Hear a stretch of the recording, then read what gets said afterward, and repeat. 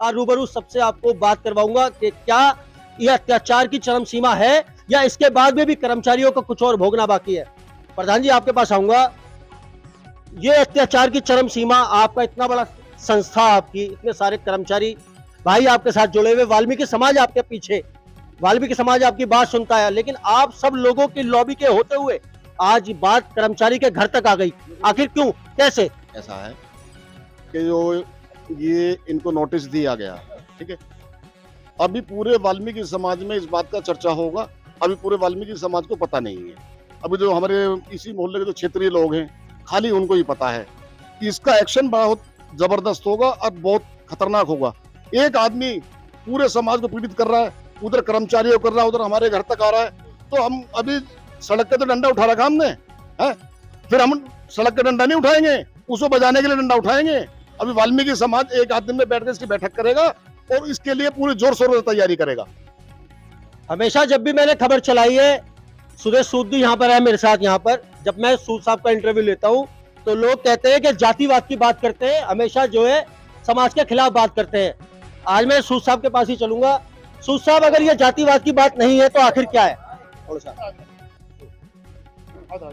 भारत की राजधानी दिल्ली के अंदर, भारत की राजधानी दिल्ली के अंदर अगर उत्पीड़न हो रहा है और एक अधिकारी द्वारा उत्पीड़न हो रहा है तो इससे बड़े दुख की बात कोई और नहीं होगी। क्या उर्मिला जी के आगे अगर वर्मा शर्मा कुछ और लगा होता, क्या ये यहाँ तक बात पहुंचती? अगर उनके आगे कोई और टाइटल का नाम, सरनेम लगा होता तो शायद नहीं पहुंच पाती, क्योंकि वो जानते हैं, अधिकारी वो जानते हैं कि ये वाल्मीकि समाज से है, लेकिन ये नहीं जानता वो अधिकारी कि यहाँ पर 8 मोहल्ले वाल्मीकि समाज के हैं, और अगर एक हजार आदमी भी वाल्मीकि समाज का यहाँ रहता है तो 8000 सिर भी हो जाते हैं। और अभी तो यहाँ पर ये चर्चा समाज के बीच में गई नहीं है, और जब ये चर्चा पूरी दिल्ली के अंदर जाएगी एक जातीय हिंसा के रूप में, तो ये किस करवट ऊंट बैठेगा कोई पता नहीं है। एक कर्मचारी अगर उनके घर पर काम नहीं करना चाहता, जैसे कि अभी उर्मिला जी ने अपनी स्टेटमेंट में खुद कहा कि मैं उनके घर पर काम करती थी और मैं उनके घर पर काम नहीं करना चाहती, तो क्या आज भी 21वीं सदी के भारत के अंदर बंधुआ मजदूर बना करके रखना चाहेंगे ये लोग? इसे तो बंधुआ मजदूर कहा जा सकता है। वो निगम की ड्यूटी करते हैं, वो निगम के कर्मचारी है।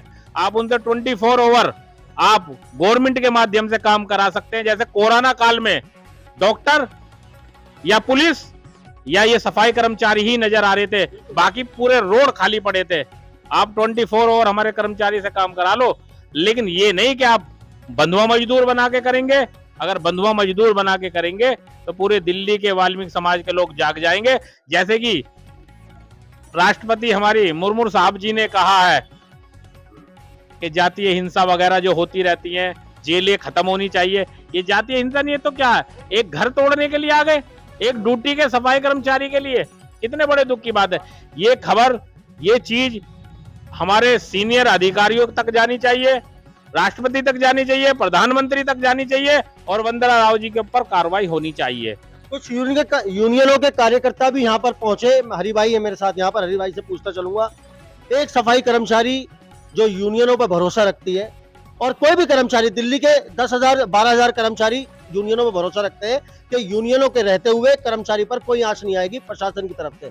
आज यूनियन किस तरह के एक्शन लेगी कर्मचारियों को इंसाफ दिलाने के लिए? मैं यूनियन की तरफ से व समाज की तरफ से यह अपील करना चाहता हूं कि जो उर्मिला वाइफ ऑफ रतनलाल जी के साथ, वाल्मीकि समाज के साथ जो शोषण व अत्याचार किया जा रहा है वो निंदनीय है, क्रोधित है। और मैं रमेश प्रधान जी से ऐसा आह्वान करता हूं कि चारों मोहल्लों की मीटिंग बुलाएं और मीटिंग में इसके लिए कोई रणनीति तय करें और इसके खिलाफ कंप्लेंट करें।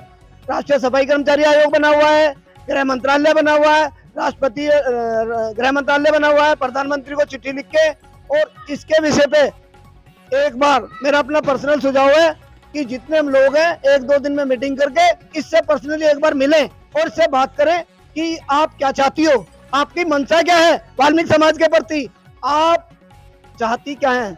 अगर जातिवाद नहीं है तो क्या है, मुझे बड़ा दुख का विषय है कि हमारा अपना आदमी, समाज का आदमी, सफाई कर्मचारी आयोग का चेयरमैन बैठा हुआ है, और वो आदमी, उसके पास कर्मचारी गई, पीड़ित हुई, सारी चर्चा हुई, जाति सूचक शब्दों का इस्तेमाल किया गया, उनसे भी बात की जाएगी हरि भाई। लेकिन बड़ा दुख, बड़े शर्म की बात है, उस आदमी को शर्म आनी चाहिए कि उस आदमी ने कर्मचारी के हित में कोई कार्रवाई नहीं की। कहीं ना कहीं ऐसा लगता है इसमें राजनीतिक बू आती है कि संजय गहलोत आम आदमी पार्टी का आदमी है, वो समाज का आदमी नहीं है। सितारा साहब, आपसे भी पूछता चलूंगा, अक्सर आपको देखा है मैंने कि आप अधिकारियों के खिलाफ कंप्लेंटें लगाते हैं और उनको सस्पेंड और या डिमोशन कराने का काम करते हैं। आज के डीसी के खिलाफ कंप्लेंट कहाँ लगेगी इतना बड़ा अत्याचार के बाद? आपके न्यूज के चैनल के माध्यम से मैं आपको बताना चाहता हूं कि वंदना राव ने जिस तरीके से जाति सूचक शब्द का इस्तेमाल किया है और उसने उर्मिला वाइफ ऑफ रतन लाल को घर तोड़ने के लिए इलीगल नोटिस दिया है, और इलीगल नोटिस देने के बाद में फोर्स भेजी है, और फोर्स भेजने के बाद में प्रशासनिक कार्रवाई की है, जो कि बहुत गलत बात है। इस चीज के लिए SC/ST एक्ट, SC/ST आयोग, वुमेन आयोग, गृह मंत्रालय और यहाँ तक भी प्रधानमंत्री कार्यालय में जाना पड़ा है, तो समस्त यूनियन, समस्त वाल्मीकि समाज, समस्त मोहल्ला एकत्र होकर अपनी नीति बनाएंगे और आने वाली इस वंदना राव के खिलाफ कार्रवाई करेंगे। धन्यवाद। मैं आपसे भी ये बात जानता चलूंगा, क्योंकि मैंने देखा आप भी काफी जोर शोर से नारे लगा रहे थे। आज जो हुआ है ये, इससे क्या सीख मिलती है? कर्मचारी सही है या अधिकारी सही? आज इसका जो कार्यक्रम हुआ है यहाँ, आज इससे ये सीख मिलती है, आज भारत देश आजाद में आज भी हम लोगों को ये गुलाम समझते हैं कि जब जी चाहे इनको मरोड़ दो, जब जी चाहे इन्हें पुचकार लो। लेकिन महोदय डीसी साहब, आज हम आपको बताते हैं कि हमारे आज के बच्चे पढ़ लिख के नौजवान अच्छी अच्छी पोस्टों में जा चुके हैं। आप इस गलत फहमी में मत रहिए कि इनका घर डिमोलाइज हो जाएगा, भूल जाइए, शायद आपको अपनी कुर्सी बचानी भारी पड़ जाएगी, क्योंकि हमारे बच्चे अब इतने पढ़ चुके हैं। आप एक लेडीज होके, आज आप लेडीज होके तुम अपना दर्द नहीं समझती किसी का घर तोड़ना? उनके छोटे बच्चों को तुम्हारा दर्द नहीं समझ में आया? तुम्हें किसने डीसी बनाया? क्या पढ़ाई तुमने यही करी थी कि गरीबों को दबाना, कुचलों को दबाना है, अपनी तानाशाही दिखानी है? मैं समझता हूँ आप थोड़ा सा अपने नर्म करके जो आपने पढ़ाई लिखी अपने कद का इस्तेमाल करिए, इन गरीबों को उत्थान दीजिए, इन्हें स्थान दीजिए, आगे रास्ता दीजिए, तरक्की दीजिए। जो इनकी मांग है उन पर ध्यान दीजिए, ना कि अपनी पर्सनल व्यक्तिगत दुश्मनी पे ध्यान दीजिए। अब जितने अपने पूर्व जितने हमारे अब तक वक्ता बोल चुके हैं, मैं उनकी हर बात से सहमत हूँ, क्योंकि मैं भी इतना ज्यादा नहीं बोलना चाहता। बस इतना कहूंगा, जय भीम, जय भारत। दोस्तों, इस पूरी घटना के चलते मैंने देखा एक शख्स जो है बार बार अधिकारियों से, जो जेई एक्शन यहाँ पर आए थे उनसे, और कभी पुलिस कर्मियों से बातचीत कर रहे थे। महेश भाई मेरे साथ हैं यहाँ पे।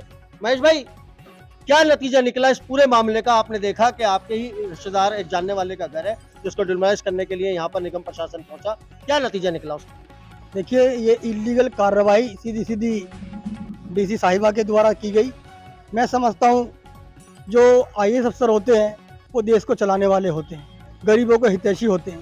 सरकारें तो आती जाती रहती हैं, लेकिन एक IAS अफसर जनता की रखवाला होता है। वास्तव में अगर सही IAS अफसर आ जाए तो जनता का रखवाला माना जाता है।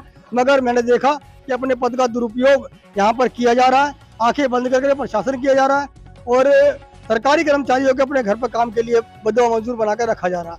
ये सब नहीं होना चाहिए। आज देश को आज़ाद हुए कई वर्ष हो चुके हैं। माननीय नरेंद्र मोदी जी देश के प्रधानमंत्री हैं। अब जो पंक्ति में लास्ट में व्यक्ति खड़ा हुआ, उस पर भी प्रधानमंत्री जी की निगाह रहती है, और ये मामला भी हम प्रयास करेंगे समाज के द्वारा। पूरे समाज की क्रीम हमारे साथ में मौजूद है यहाँ पर।